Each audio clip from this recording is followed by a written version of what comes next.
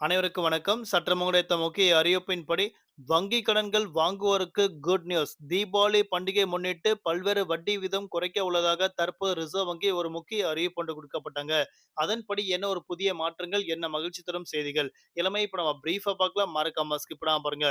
உங்களுக்கு வங்கிகள் தொடர்பான பல்வேறு புதிய விதிமுறைகள், பல முக்கிய அறிவிப்புகள் உடனுக்குடன் துல்லியமாக தெரிந்து கொள்ள, நம்மளோட சேனல கீழ இருக்க ரெக்க பட்டன கிளிக் பண்ணி சப்ஸ்கிரைப் பண்ணிக்கோங்க. பார்த்து பெல் பட்டன கிளிக் பண்ணிக்கோங்க. இந்த வீடியோ உங்களுக்கு பிடிச்சிருந்தா லைக் பண்ணுங்க. இப்போ வாங்க வீடியோக்குள் போகலாம். தீபாவளி பண்டிகையை முன்னிட்டு பல்வேறு வட்டி விகிதங்கள் குறைக்க உள்ளதாக தற்போது ரிசர்வ் வங்கி ஒரு முக்கிய அறிவிப்பு ஒன்று கொடுக்கப்பட்டாங்க. அதாவது வங்கிகளை கடன் வாங்குவோருக்கு தற்போது மகிழ்ச்சி தரும் அறிவிப்புகள் ரிசர்வ் வங்கி அறிவிக்கப்பட்டாங்க.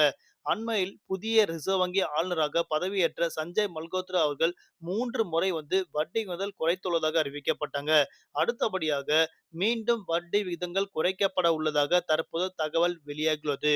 குறிப்பாக இந்த ராப்கோ வட்டி வீதம் சொல்லக்கூடிய இந்த வட்டி விகிதம் 5.50% ஏற்கனவே நிர்ணயிக்கப்பட்டாங்க. இதற்கு பிறகு தீபாவளி பண்டிகை முன்னிட்டு வரவுள்ள நாட்கள்ல 5.50% இருக்கக்கூடிய வட்டி வீதத்தை 5% குறைக்க உள்ளதாக அறிவிக்கப்பட்டாங்க. அதாவது 0.5 அப்படின்ற சதவீதத்தை குறைக்க போறாங்க. 5% நிர்ணயிக்கப்பட உள்ளதாக அறிவிக்கப்பட்டாங்க.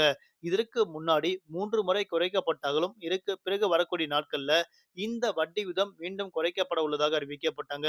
நீங்க வீடுகளுக்கு வாங்கக்கூடிய வட்டி வீதங்கள் குறைக்கப்பட்டால், பொதுமக்களுக்கு மிக முக்கியமாக மகிழ்ச்சி தரும் செய்திகளாக இது அமையும் என எதிர்பார்க்கப்படுகிறது.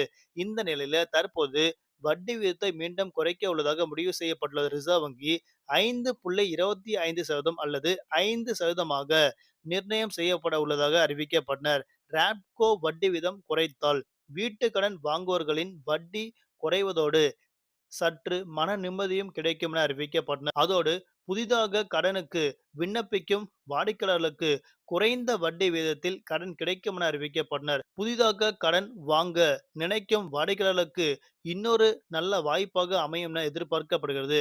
ராப்கோ வட்டி வீதம் குறைந்துள்ளதால் அதன் பலன் கடனுக்கான வட்டி வீதத்தில் எதிரொலிக்கும் என அறிவிக்கப்பட்டனர். ஆனால் வாடிக்கையாளர்கள் தான் வங்கிகளுக்கு சென்று வட்டியை குறைக்கவோ அல்லது மாத தவணைகளின் எண்ணிக்கையை குறைக்கவோ முற்பட வேண்டாம் என அறிவிக்கப்பட்டன. இதற்கு பிறகு வரக்கூடிய நாட்கள்ல இந்த ராப்கோ வட்டி வீதம் குறைத்துள்ளதன் காரணமாக மக்களுக்கு மிக முக்கியமான வாய்ப்பாக அமைந்துள்ளது.